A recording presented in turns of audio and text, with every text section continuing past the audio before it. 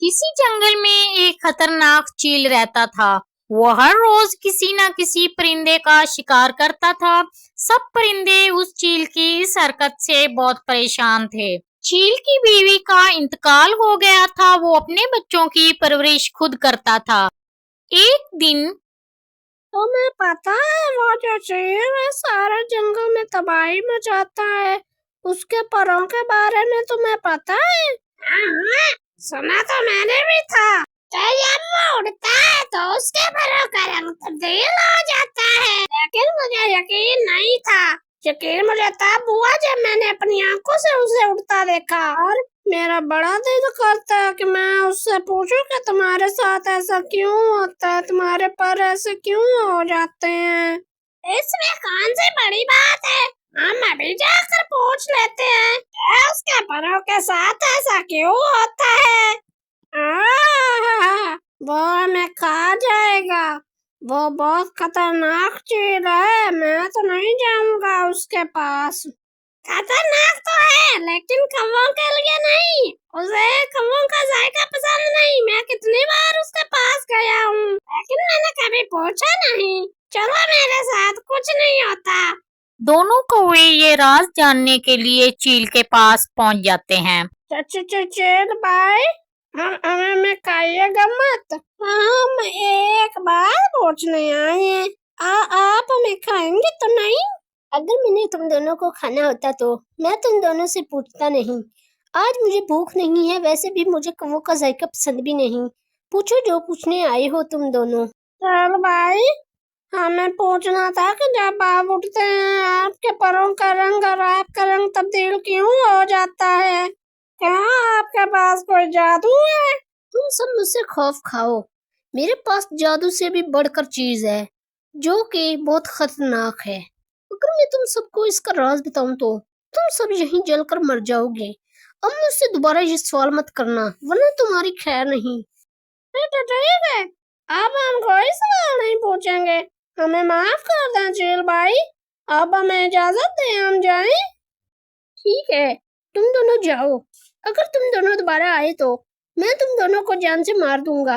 जाओ यहाँ से, निकलो। चील उन दोनों को कुछ बताए बगैर वहां से भेज देता है। पूरे जंगल के परिंदे आपस में बातें कर रहे होते हैं। अरे तुम्हें पता है, वो चील इतना खतरनाक हो गया कि उसने मेरा बच्चा भी उठा लिया। मुझे तो अब बहुत खौफ आ रहा है। यार वो बहुत खतरनाक है, जब वो उड़ता है तो उसके परों का रंग तब्दील हो जाता है।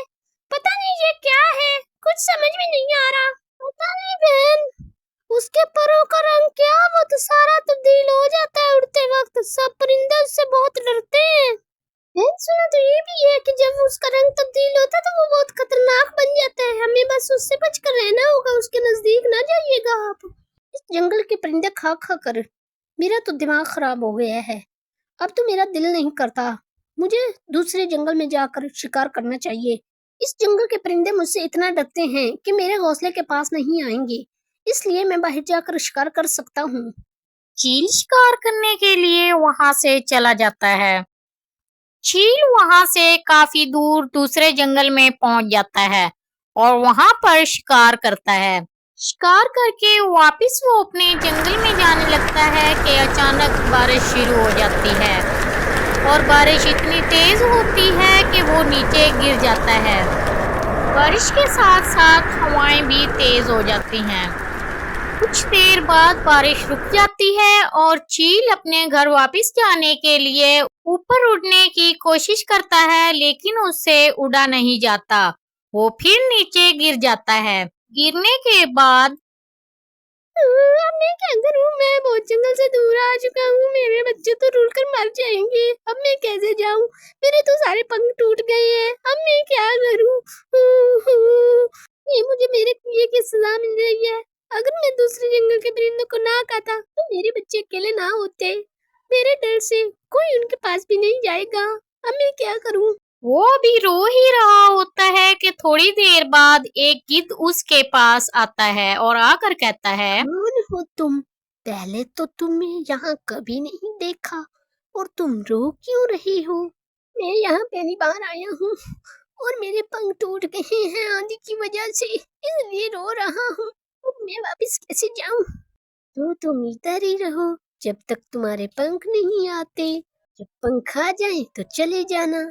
मैं यहाँ कैसे रह सकता हूँ? उधर मेरे बच्चे अकेले हैं, मैं यहाँ कैसे रहूँ? मुझे बच्चों को तो नहीं पता।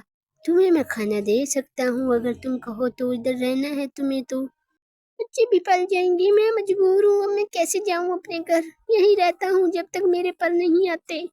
चलो ठीक है, तुम इधर बैठो, मैं तुम्हारे लिए खाना लेकर आता हूँ। तुम भूखे होगे। गिद्ध उस चील के लिए खाना लेने के लिए चला जाता है। उधर उस चील के बच्चे अकेले पड़े होते हैं। जब कौओं को इस बात का पता चलता है कि चील अभी तक वापस नहीं आया, तो एक कौवा आता है और उसके बच्चों को उठाकर वहां से चला जाता है।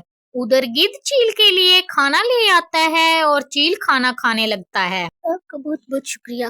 आप मुझे वक्त पर खाना दे रही हैं, इसलिए तो मैं पल रहा हूँ। आपका बहुत बहुत शुक्रिया। शुक्रिया की कोई जरूरत नहीं, तुम हमारे जंगल में मेहमान हो और जब तक तुम हो मैं तुम्हें दाना देता रहूंगा। हमारे यहाँ मांस नहीं खाया जाता, इसलिए मैं तुम्हारे लिए दाना ले आया हूँ।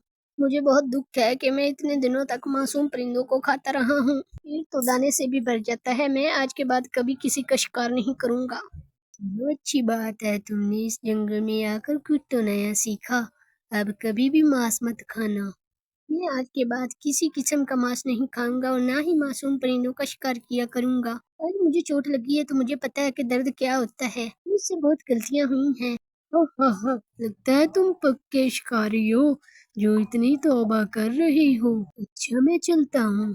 चील वहां उस जंगल में फंस जाता है क्योंकि उसके पर टूटे हुए होते हैं। वो वहीं रहने लगता है। गिद्ध उसके लिए रोज खाना ले आता है और वो खा लेता है। आहिस्ता आहिस्ता उसके पंख आने लगते हैं। कुछ अरसा गुजरने के बाद उस चील के पंख पूरी तरह से आ जाते हैं। पंख आने के बाद इतना अरसा हो गया है, मेरे पंख आ गए हैं। अब शायद मैं उड़ सकूं। मैं उड़ कर देखता हूँ। मैं अपने बच्चों के पास जाता हूँ, पता नहीं उनका क्या हाल होगा। जब चील के पंख पूरी तरह से आ जाते हैं तो चील बहुत खुश होता है वापिस अपने जंगल में जाने के लिए और अपने बच्चों के पास पहुंचने के लिए। जब वो अपने जंगल में पहुंचता है और अपने घोंसलों के पास आता है तो सब कुछ उसे टूटा फूटा हुआ नजर आता है। ये क्या, मेरे बच्चे नहीं हैं? ये मुझे मेरी सारी किए की सजा मिली है जो मैं इतने मासूम परिंदों को खाता रहा। मैं तौबा करता हूँ, मेरे तो सारा घर बर्बाद हो गया।